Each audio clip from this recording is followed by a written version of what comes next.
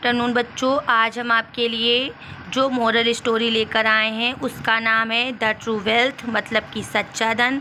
बच्चों, हम लोगों ने धन तो बहुत प्रकार के लिए देखे हैं, लेकिन सच्चा धन कौन सा होता है ये इस स्टोरी के माध्यम से जानेंगे और सीखेंगे। तो बच्चों आइए चलिए हम लोग पढ़ते हैं। सबसे पहले फ्रॉम द स्टोरी क्या लिखा हुआ है। वी शुड बी ऑनेस्ट, हमें ईमानदार होना चाहिए। The true wealth does not lost, सच्चा धन कभी नष्ट नहीं होता है। This is the story of a rich man, यह एक अमीर आदमी की कहानी है। Who promised to his sons, जो अपने बेटों से वादा करता है। To show and prove the honesty, ईमानदारी को दिखाने और सिद्ध करने का। How did he do it, उसने यह कैसे किया। रीड दिस स्टोरी, इस कहानी में पढ़ें।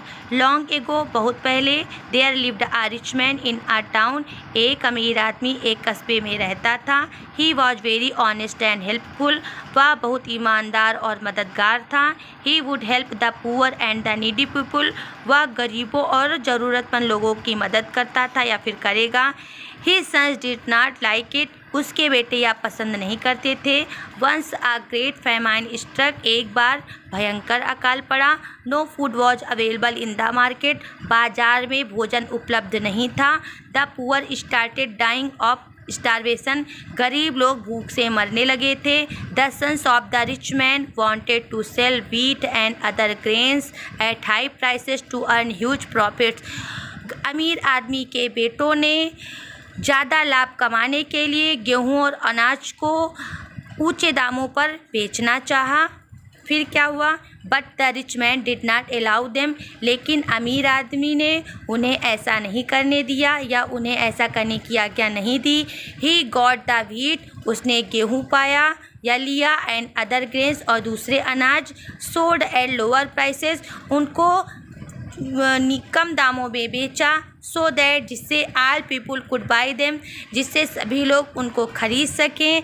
ही इवन डिस्ट्रीब्यूटेड, उसने बांटा भी व्हीट, गेहूं को फ्री ऑफ कास्ट, मुफ्त में। टू दोज, उन लोगों को who were unable two by it, जो इसे खरीदने में असमर्थ थे।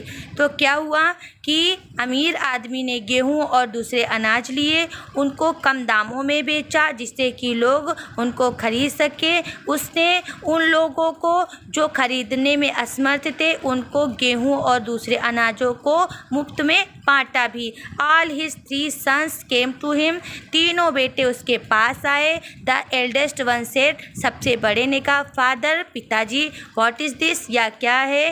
We could have earned great profit by selling grains at high prices,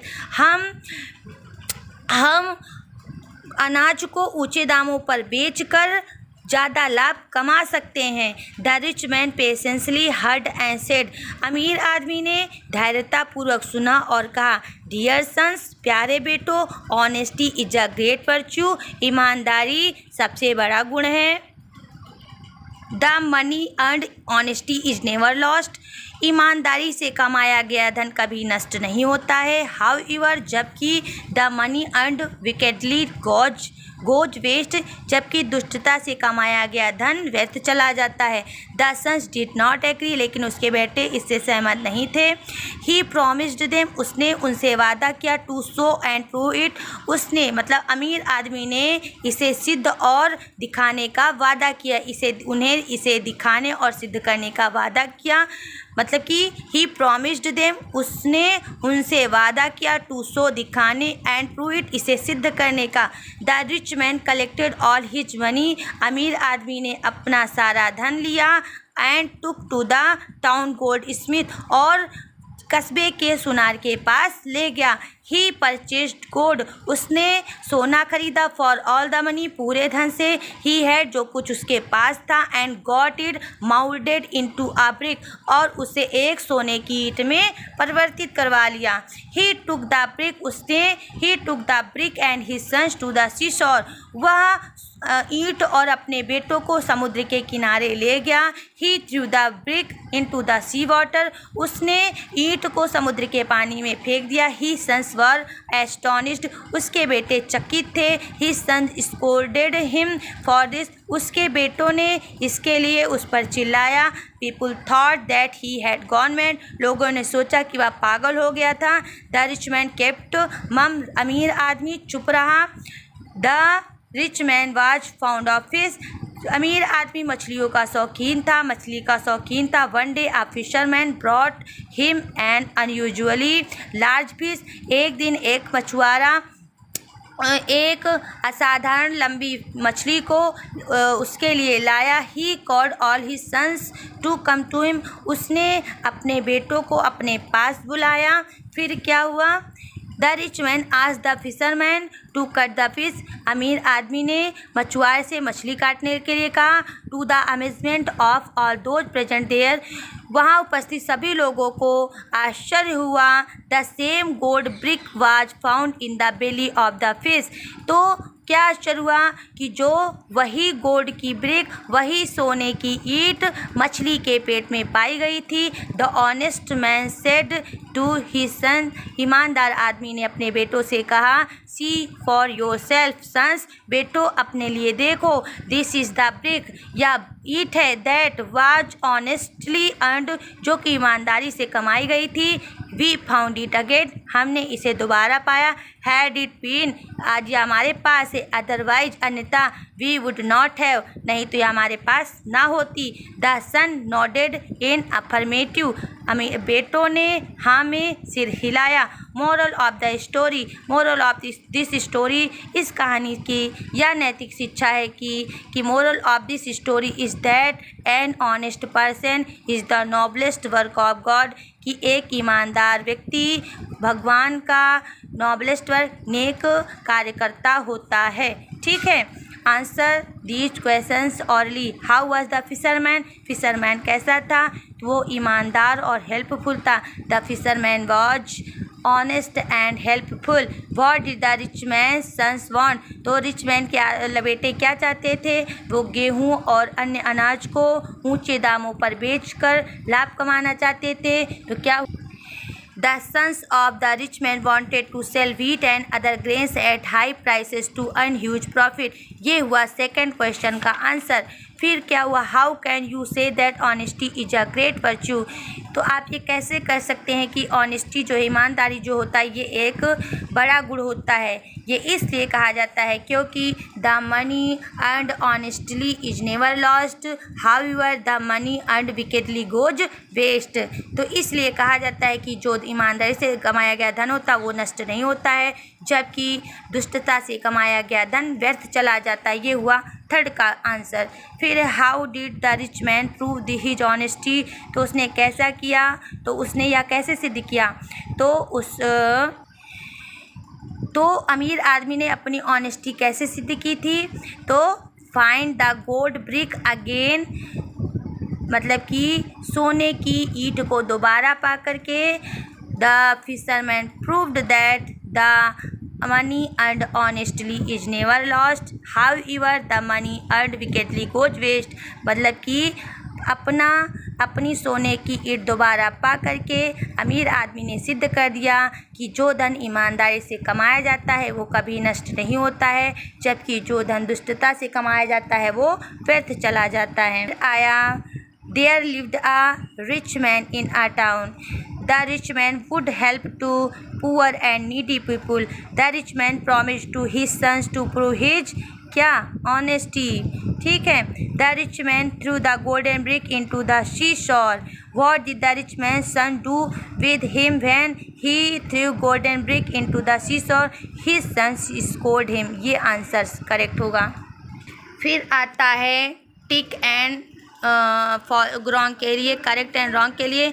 the rich man was very dishonest and cruel, no this is wrong, ये है रॉन्ग है। The rich man distributed all his wealth to the poor and needy people free of cost, नहीं, उसने अपना धन थोड़ी बांटा था, उसने गेहूँ बांटे थे, तो ये है फॉल्स है। All his 3 sons did not want to sell the wheat at high profit, नहीं वो हाई प्रॉफिट पर बेचना चाहते थे, इसलिए ये इनकरेक्ट है, ये रॉन्ग है। The rich man collect all his money and brought the gold, बिल्कुल बॉट द गोल्ड, उसने खरीदा था, ये ट्रू है। The rich man threw the golden brick into the seashore, true है। The rich man did not get his wealth again, नहीं, this is false है, उसने दोबारा पाया था, ये फॉल्स है। The rich man was very helpful, honest and helpful. The poor people started dying of starvation. The rich man sons wanted to a huge profit. The rich man purchased golden brick of all his money. The rich man was fond of fish. ठीक है, ये हुआ। अब इसके question answer करेंगे। क्या लिखा है? Write the answer. How was the rich man, rich man कैसा था? तो the rich man was honest and helpful. What did the rich man's sons want, rich man के बेटे क्या चाहते थे?